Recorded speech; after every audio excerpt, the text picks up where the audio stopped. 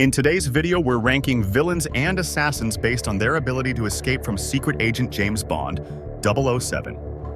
He is probably the most iconic secret agent in cinema history. He always finds an efficient way to capture or defeat his enemies using his espionage skills and his giant information network. He always manages to locate and capture his target in an intelligent way. You don't have enough explosives for that. Yeah, but they don't know that. In this tier list, I'll be ranking the villains in 5 different levels. Starting at the top, we have the easily escapes level, which, as the name suggests, are those who, in my opinion, would escape easily from our secret agent. Below that, we'll place those who would be very hard to catch. At this level, our secret agent might catch them or fail to do so due to the difficulty of reaching the person or their specific skills.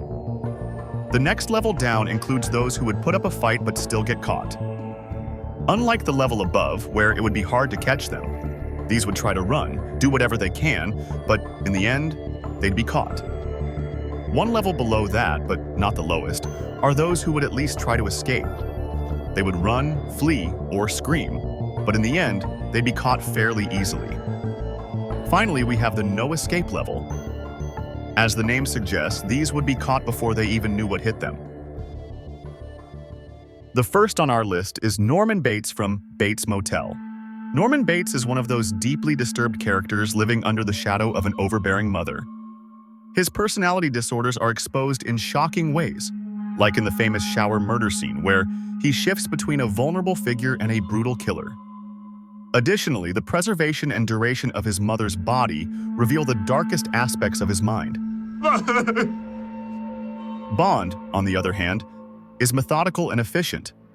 If they were in the same universe, he wouldn't hesitate to take on the mission to stop him. Bond would likely start by investigating Bates Motel for a few days, observing Norman's strange habits and quickly noticing his mental instability.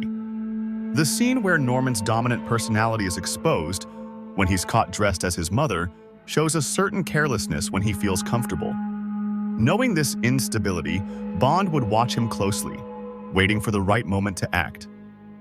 This would be the climax of the capture. Bond would use his people-reading skills to exploit Norman's emotional weaknesses, leading him to make a critical mistake. Despite his cunning and keeping up appearances, Norman would have neither the resources nor allies to escape from a secret agent like Bond. In the end, he'd be captured without much resistance, probably still trying to justify his actions as orders from his mother. Norman's capture would be more psychological than physical, showing how Bond knows how to deal even with the most unpredictable villains. That's why I'd place Norman in the no escape tier. Next on our list is Patrick Bateman from American Psycho. There is an idea of a Patrick Bateman. Patrick is a narcissistic executive obsessed with status. This is evident at all times, especially in the scene where he meticulously discusses his personal care routine. He tries to stay in control of everything and sees himself as superior to everyone else. But his psychopathic mind leads him to make mistakes. Despite his confident, self-assured appearance, Patrick at certain moments seems to be an insecure person. This same personality trait could end up working against him. Even as part of the corporate world, it's natural for Patrick to attend extravagant events. It would likely be at one of these events that Bond would catch him. Given Patrick's environment and James Bond's information network, Bond would probably discover Patrick's location. It would only be a matter of time before Bond set up an ambush to catch the American Psycho. Bateman would try to escape using his money and influence, but in the end, his arrogance and personality would betray him. After being caught, Bateman would still try to justify his crimes as works of art, showing he never truly understood the gravity of what he did. Given both his personality and the environment he operates in, I believe Patrick would at least try to escape, but he would still be caught. Next is John Doe from Seven.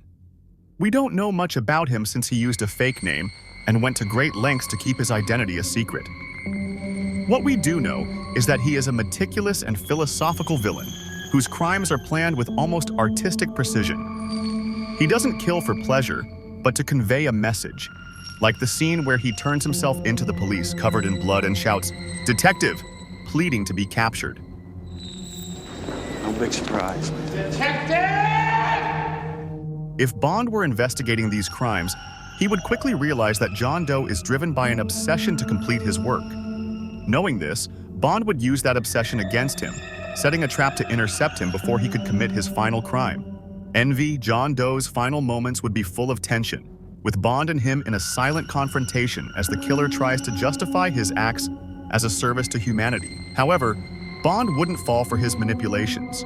With calm and precision, he would capture John Doe, who, even in defeat, would leave behind one last disturbing message. The world is a rotten place, and I just showed the truth. Because of his meticulous nature, John Doe wouldn't be easily caught like others, but he would still give Bond some trouble. That's why I'd place him in the would put up a fight but still get caught tier. Next on the list is Tyler Durden from Fight Club. Things you own end up owning you.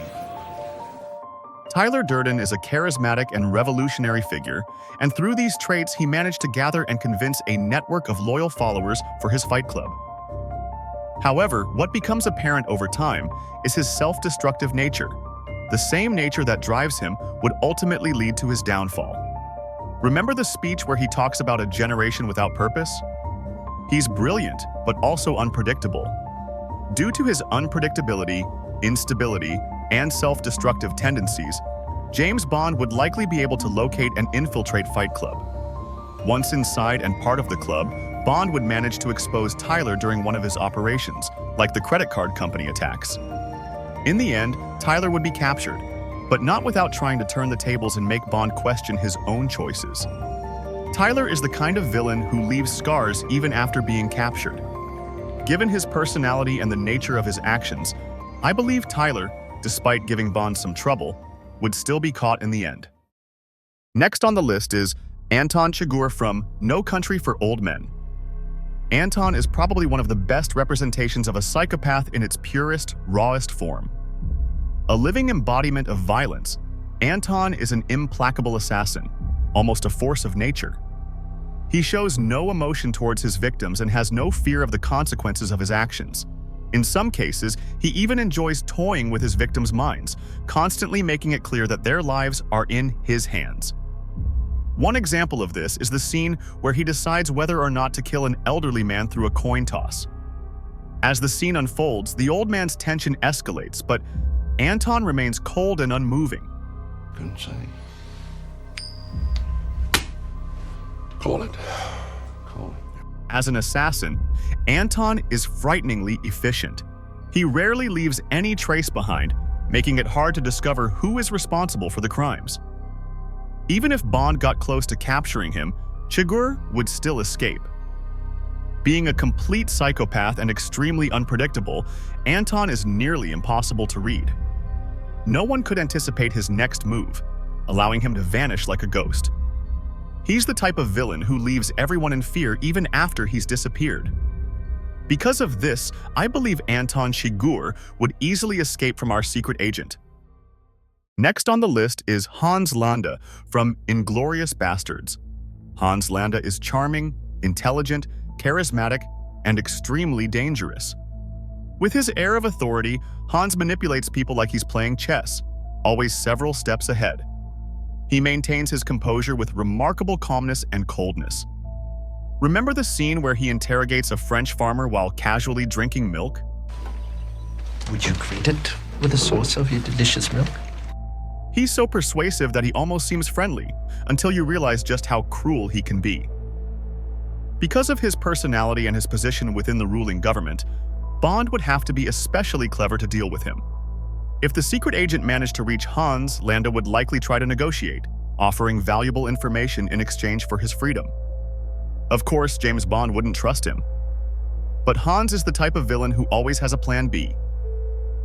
He would likely escape at the last moment, just like in the scene where he negotiates his survival at the end of the film.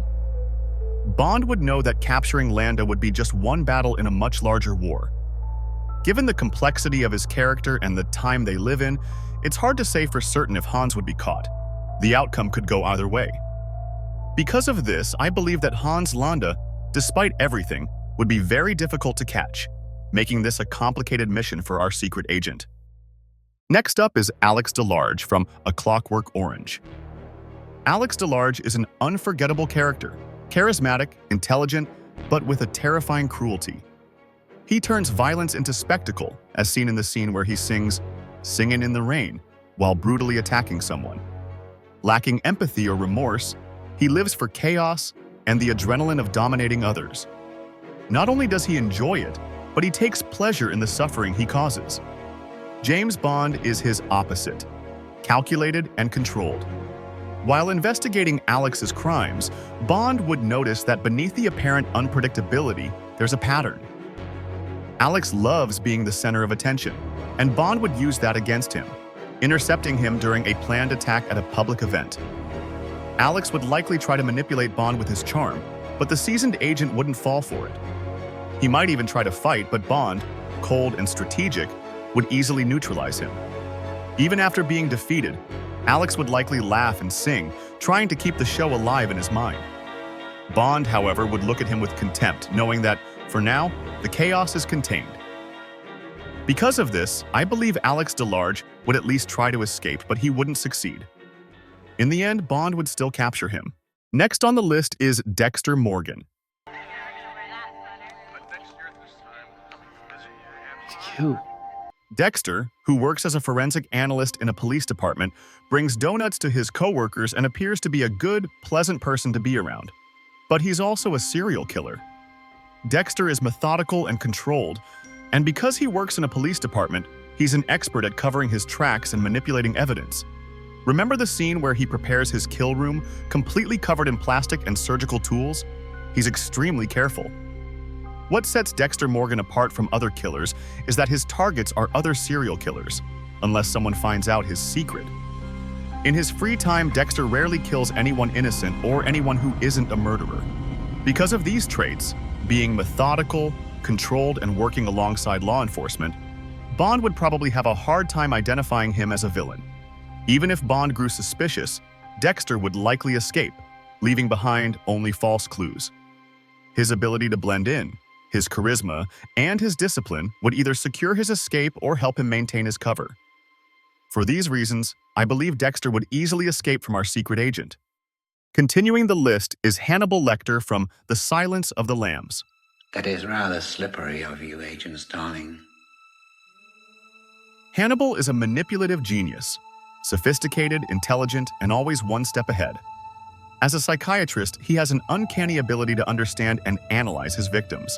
Despite his vocation, he's a psychopath and killer, murdering his victims brutally, like in the scene where he convinces a guard to approach his cell and then kills him mercilessly.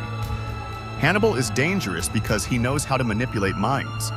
However, Hannibal has been captured before, which shows he can be caught. Bond would likely use bait, perhaps someone Hannibal finds intriguing, to lure him into a trap.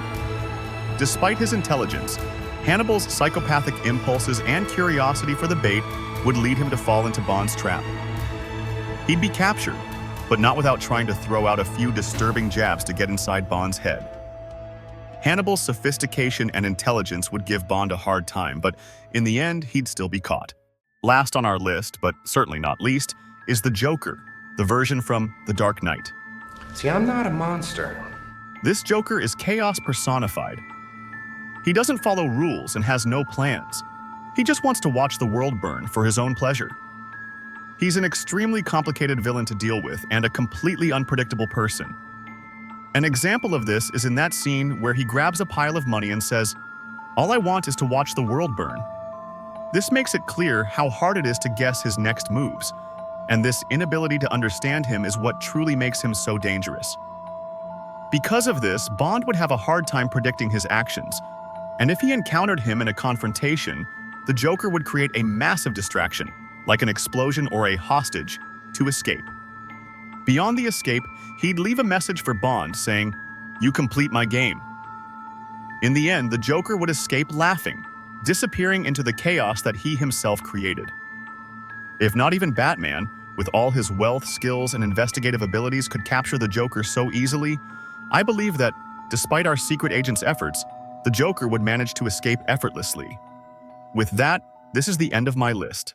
All of them are incredible and iconic villains from famous series or movies, and each has their own quirks and different strategies.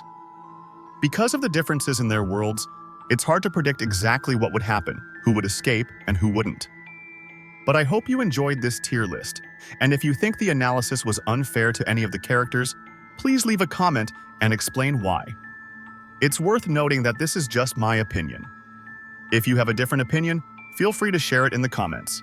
And if you liked the video, leave a like and subscribe to the channel so I can know if you want a part 2 or not.